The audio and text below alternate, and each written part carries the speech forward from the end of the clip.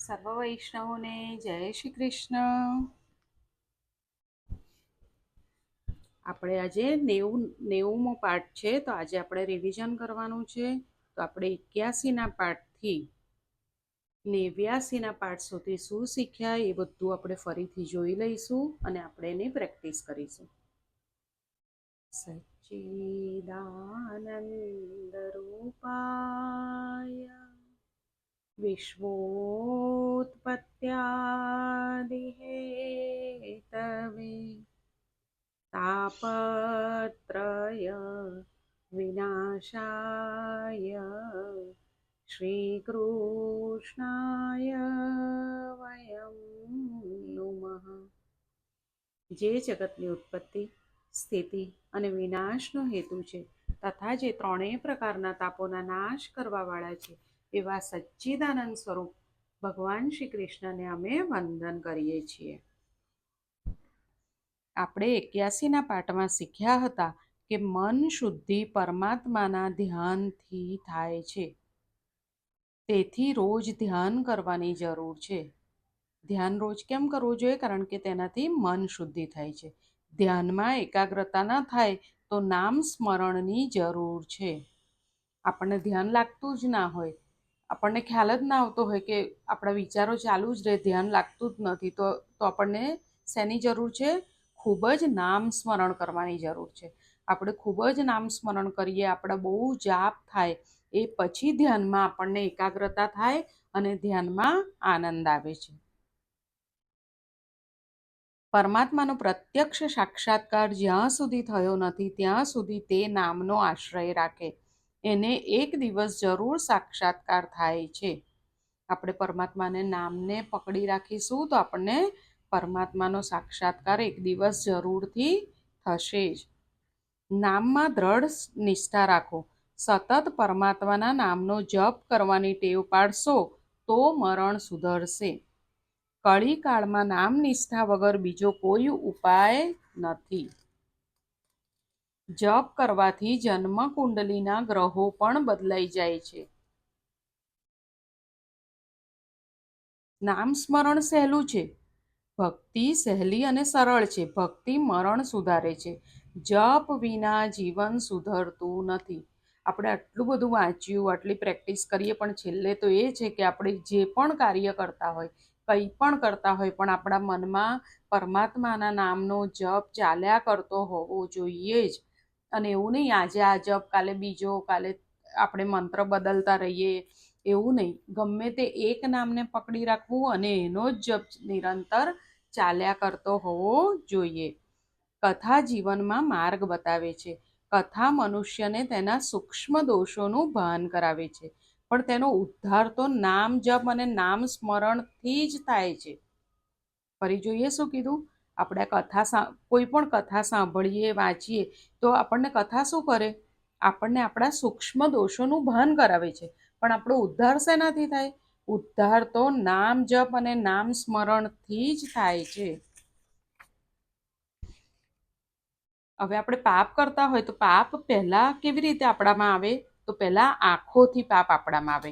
આંખ બગડી તેનું મન બગડ્યું, અને મન બગડ્યું તેનું જીવન બગડ્યું. બીજું આપણે શીખ્યા હતા કે અજાણતા પણ જો પગ અગ્નિ ઉપર પડે તો અગ્નિ બાળે છે. આપણો પગ દાઝી જાય ને, તે પ્રમાણે અજાણતા પણ ભગવાનનું નામ લેવાથી કલ્યાણ થાય છે.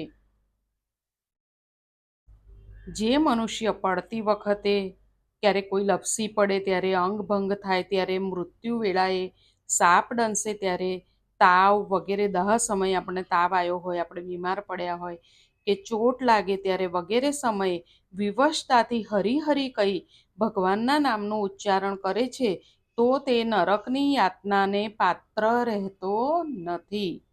એટલે ક્યારે આવું કંઈ થાય તો આપણે હાય હાય કરવાનું નહીં, પણ શું કરવાનું? હરી હરી.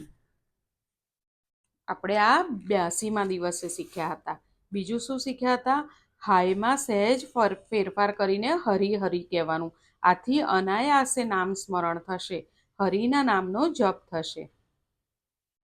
બીજું આપણે શીખ્યા હતા કે કોઈનું મૃત્યુ થાય તો મૃતાત્મા પાછળ બહુ હાય હાય કરે તો તેનું દુઃખ મૃતાત્માને થાય છે. જો હરિહરિનું સ્મરણ કરે તો તેનું પુણ્ય મૃતાત્માને મળે છે. હૃદયથી પાપનો પસ્તાવો થાય તો પાપ બળી જાય.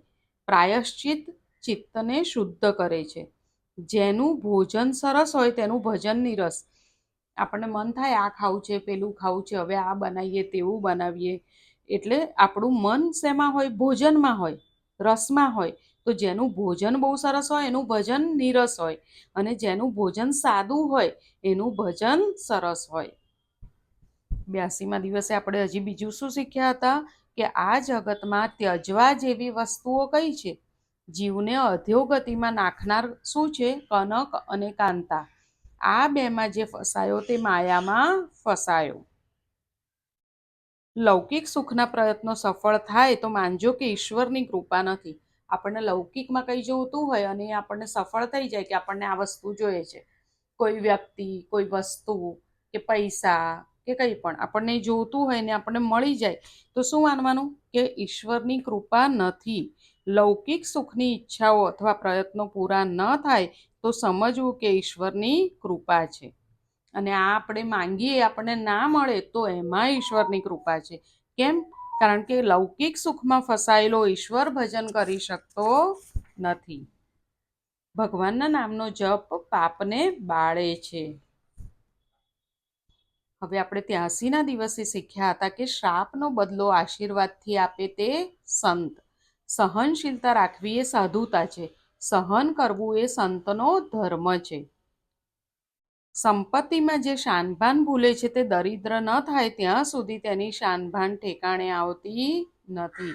એટલે આપણી પાસે વધારે સંપત્તિ હોય તો આપણે શાનભાન ભૂલવું જોઈએ નહીં. સોની આકારને મહત્વ આપતો નથી, કેવળ સોનું જુએ છે. તેવી રીતે જ્ઞાની પુરુષ બહારના આકારને મહત્વ આપતા નથી.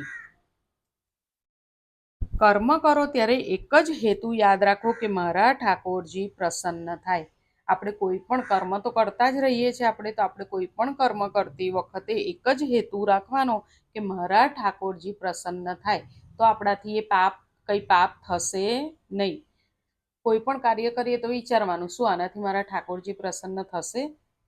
જો અગર અંતરથી હા આવે તો એ કાર્ય કરવાનું. તો એ હેતુ રાખીશું તો ઠાકોરજી પ્રસન્ન થશે. હવે 84મા દિવસે આપણે શીખ્યા હતા કે બ્રહ્મનિષ્ઠા એવી દ્રઢ હોવી જોઈએ કે અન્ય વિષયોમાં જવાનું મન જ ન થાય. માળાના 1 કરોડ જપ થાય તો માળામાં દિવ્યતા આવે છે. આપણે જે માળા કરતા હોય એના એ માળાથી આપણે 1 કરોડ જપ થઈ જાય ને તો એ માળામાં પણ ચેતનતા આવે છે.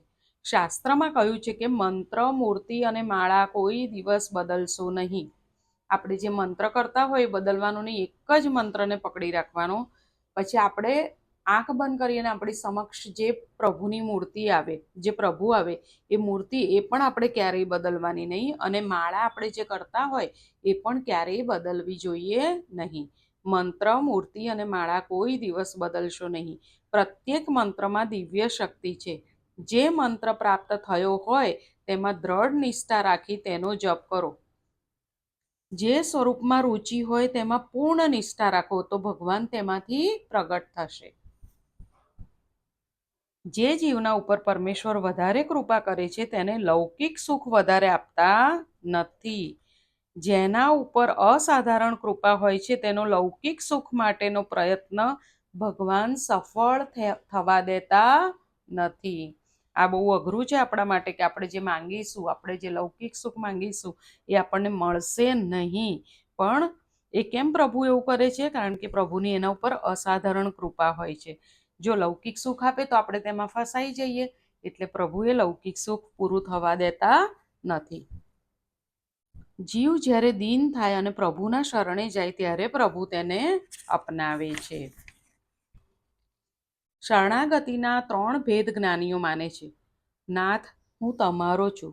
જીવને પરમાત્મા અપનાવે છે ત્યારે જીવ માને છે કે ઠાકોરજી મારા છે, ભગવાન મારા છે. એ ભાવ વધે છે ત્યારે અનુભવ થાય છે કે હવે જગતમાં બીજું કોઈ નથી. શરણાગતિ વૈરાગ્ય વિના દ્રઢ થતી નથી. પ્રભુને શું પ્રાર્થના કરવાની? વૃત્રાસુરે શું પ્રાર્થના કરી હતી? પ્રભુને કે તમારા દર્શન માટે મને આતુર બનાવો. આપણે પણ આવી પ્રાર્થના કરવાની, પ્રભુ તમારા દર્શન માટે મને આતુર બનાવો. પરમાત્મા પૂરો પ્રેમ માંગે છે. જીવ પરમાત્માને પરિપૂર્ણ પ્રેમ આપતો નથી, એટલે જીવ ઈશ્વરને ગમતો નથી. ભક્તિ ભગવાનને પરતંત્ર બનાવે છે. તેથી ભગવાન મુક્તિ આપે છે પણ ભક્તિ આપતા નથી. પ્રભુ પાસે મુક્તિ માંગશો ને તો જલ્દી આપશે પ્રભુ, પણ ભક્તિ જલ્દી નહીં આપે. કેમ? કારણ કે ભક્તિ ભગવાનને પરતંત્ર બનાવે છે. ભગવાન મુક્તિ જલ્દી આપે છે પણ ભક્તિ આપતા નથી. ભગવાન ભક્તિ આપે તો કોઈ વખત ભક્તના ઘરે સેવક બનવું પડે. ભક્તિ સ્વતંત્ર પરમાત્માને પ્રેમના બંધનમાં પરતંત્ર બનાવે છે. આપણે 85મા દિવસે શીખ્યા હતા કે પ્રભુ કેડ ઉપર હાથ રાખીને ઊભા છે ને, તો તે શું સૂચવે છે? પંઢરપુરમાં પ્રભુ કેડ ઉપર હાથ રાખીને ઊભા છે ને, પ્રભુ સૂચવે છે કે મારી પાસે આવે, મારા શરણે આવે, તેના માટે સંસાર ફક્ત આટલો કેડ સમાણો જ ઊંડો છે. પછી 86મા દિવસે આપણે શીખ્યા હતા કે સેવા સ્મરણમાં તન્મય બને તો જીવ પુષ્ટ બને છે. જીવ જે ભાવથી જુએ છે તે જીવના માટે ઈશ્વર તેવા બની જાય છે. જે ક્રિયામાં ક્રિયાનું અભિમાન નથી તેને શું કહેવાય? લીલા કહેવાય. એટલે પ્રભુ લીલા કરે છે કારણ કે ક્રિયામાં ક્રિયાનું અભિમાન નથી. કેવળ બીજાને સુખી કરવાની ભાવનાથી કરવામાં આવે તેને શું કહેવાય? લીલા કહેવાય. કૃષ્ણની લીલા કહેવાય. ઈશ્વરને સુખની ઈચ્છા નથી. કનૈયો ચોરી કરે છે તે બીજાના માટે, ક્રિયા બાંધે છે પણ લીલા મુક્ત કરે છે. કોઈ પણ રીતે પરમાત્મામાં તન્મય થવાની જરૂર છે. પરમાત્માએ તો કહ્યું છે કે કોઈ પણ ભાવથી જીવ મારી સાથે તન્મય બને તો મારા સ્વરૂપનું હું તેને દાન કરું છું.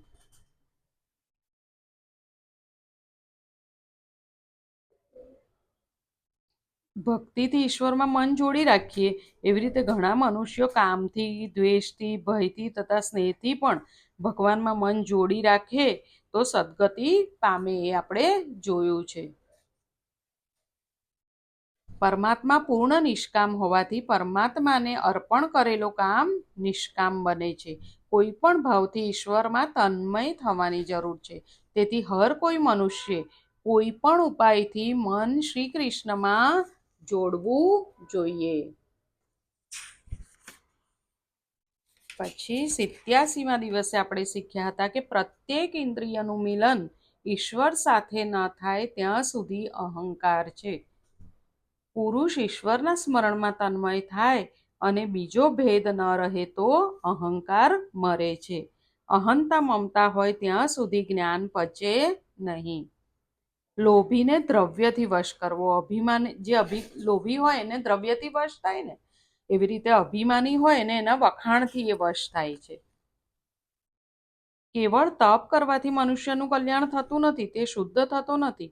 તપની પાછળ ભાવના પણ શુદ્ધ હોવી જોઈએ, હેતુ શુદ્ધ હોવો જોઈએ. હવે હિરણ્યકશ્યપુ હતો, તેનો હેતુ તપ કર્યું પણ તેનો હેતુ શુદ્ધ ન હતો, તેથી શું થયું આપણને ખબર છે. એટલે તપ કરવાથી મનુષ્યનું કલ્યાણ થતું નથી, એનો હેતુ પણ શુદ્ધ હોવો જોઈએ. 88મા દિવસે આપણે શીખ્યા હતા કે ભક્તિનો રંગ જલ્દી લાગતો નથી અને લાગી જાય પછી તેને સંસારની પ્રવૃત્તિ ગમતી નથી. મીરાબાઈએ કહ્યું છે કે મારા કૃષ્ણનો રંગ કાળો છે, કાળા રંગ ઉપર કોઈ બીજો રંગ લાગતો નથી. ઘર, પુત્ર, સ્ત્રી આદિ જે પ્રિય લાગે છે તે પોતાના સુખના માટે પ્રિય લાગે છે. પ્રિયમાં પ્રિય તો આત્મા જ છે. મનુષ્ય મનુષ્ય સાથે પ્રેમ કરતો નથી પરંતુ સ્વાર્થ સાથે પ્રેમ કરે છે. સમાજ સુધારવાની ભાવના સારી છે પરંતુ શું થાય છે, તેની પાછળ અહંકાર આવે છે. એટલે આપણે કેવી ભાવના રાખવી જોઈએ કે હું મારા જીવનને અને મારા મનને સુધારીશ, એવી ભાવના રાખવી જોઈએ. સંત કૃપા વિના, સત્સંગ વિના ભક્તિનો રંગ લાગતો નથી. પ્રભુ કૃપા કરે તો ભક્તિનો રંગ લાગે છે. ફરી જોઈએ, આપણને આપણા ઉપર સંત કૃપા ના થાય, સત્સંગ ના સાંભળીએ તો ભક્તિનો રંગ લાગતો નથી. તો પ્રભુ જ્યારે કૃપા કરે ત્યારે ભક્તિનો રંગ લાગે છે. પ્રભુ કૃપા કરે તો આપણને શું આપે? સંતની કૃપા મળે, આપણને સત્સંગ મળે. તો આપણને ભક્તિનો રંગ લાગે છે. પ્રહલાદજીએ શું કહ્યું હતું પિતાજીને, એમના હિરણ્યકશ્યપુને, કે પિતાજી, વિષ્ણુ ભગવાનની ભક્તિના 9 ભેદ છે. આપણે જોયું છે ને ભક્તિના 9 પ્રકાર.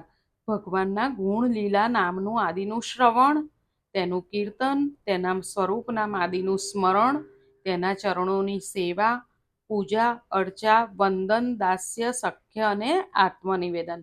આ 9 પ્રકારની ભક્તિ છે. ભગવાનના પ્રતિ સમર્પણ ભાવથી આ 9 પ્રકારની ભક્તિ જો કરવામાં આવે તો તે ઉત્તમ અધ્યયન છે, એમ પ્રહલાદજીએ હિરણ્યકશ્યપુને કહ્યું હતું. લૌકિક નામરૂપમાં મન ફસાય તે આસક્તિ, પરંતુ તે જ મન જો શ્રી કૃષ્ણ નામરૂપમાં ફસાય તો તે ભક્તિ છે. સ્વરૂપાસક્તિ વગર ભક્તિ ફળતી નથી. આંખ બગડેલી હશે તો જગત બગડેલું લાગશે. ભગવાન શ્રી કૃષ્ણ સિવાય કોઈ વસ્તુ સુંદર નથી. આપણે કંઈ પણ સુંદરતા જોઈએ જગતમાં તો શું થાય કે આટલું સુંદર છે, તો પછી એને બનાવનાર કેટલા સુંદર હશે. એટલે ભગવાન શ્રી કૃષ્ણ સિવાય કોઈ વસ્તુ સુંદર નથી. હવે આપણે 89ના પાઠમાં શીખ્યા હતા કે સુખમાં ભગવત કૃપાનો અનુભવ કરે એ સાધારણ વૈષ્ણવ. આપણી પાસે સુખ હોય, સમૃદ્ધિ હોય, બધું હોય તો આપણે ભગવાનનો આભાર માનીએ તો સાધારણ વૈષ્ણવ. પરંતુ દુઃખમાં પણ ભગવત કૃપાનો અનુભવ કરે એ મહાન વૈષ્ણવ છે. ગીતાજીમાં આજ્ઞા કરી છે કે હું તારી પાસે છું, હું તને જોઉં છું, છતાં તું મને જોતો નથી. એટલે પ્રભુ તો આપણી સાથે જ છે, આપણને જોવે છે, પણ આપણને જ જોવા ટાઈમ નથી. આ સંસારમાં મનુષ્ય જન્મ ઘણો દુર્લભ છે. આના દ્વારા અવિનાશી પરમાત્માની પ્રાપ્તિ થઈ શકે છે. જે જાનવર છે એને તો એના સ્વરૂપનું જ્ઞાન નથી હોતું, તો એને ક્યાંથી ખબર પડે પ્રભુની? આપણને ખબર પડે છે. મનુષ્ય જન્મમાં એ જ્ઞાન હોય છે. તો આના દ્વારા મનુષ્ય જન્મ દ્વારા અવિનાશી પરમાત્માની પ્રાપ્તિ થઈ શકે છે. પરંતુ જાણવા મળતું નથી ક્યારે આનો અંત આવી જશે. આપણને ખબર નથી આપણે આ જીવનનો અંત ક્યારે આવી જશે. આથી બુદ્ધિમાન પુરુષોએ વૃદ્ધાવસ્થા તથા જુવાનીના ભરોસે બેસી રહેવું જોઈએ નહીં, અને બાળપણથી જ ભગવાનની પ્રાપ્તિ કરાવે તેવા સાધનોનું અનુષ્ઠાન કરી લેવું જોઈએ. તો બાળપણથી જ ભગવાનની ભક્તિ કરવી જોઈએ. પણ હવે જે સમય જતો રહ્યો છે તો પાછો આવવાનો નથી. જ્યારથી જાગ્યા ત્યારથી સવાર, એટલે હવે આપણે સમય બગાડવો જોઈએ નહીં. ઈશ્વર નિત્ય છે, શરીર અનિત્ય છે, પણ અનિત્યથી નિત્યની પ્રાપ્તિ થાય છે, માટે મનુષ્ય શરીરનો મહિમા છે. આપણે આટલું છેલ્લા 10 દિવસમાં શીખ્યા હતા. હવે આવતા વખતે આપણે આગળ શરૂ કરીશું. આજે અહીંયા સુધી રાખીએ. આપણે જે શીખીએ છીએ, જે જાણીએ છીએ એની થોડી થોડી પ્રેક્ટિસ કરતા રહીશું. અને ખાસ તો એ યાદ રાખવાનું છે કે કંઈ પણ કરતી વખતે આપણા મનમાં પ્રભુના નામનો જપ ચાલતો રહેવો જોઈએ. સૌને જય શ્રી કૃષ્ણ.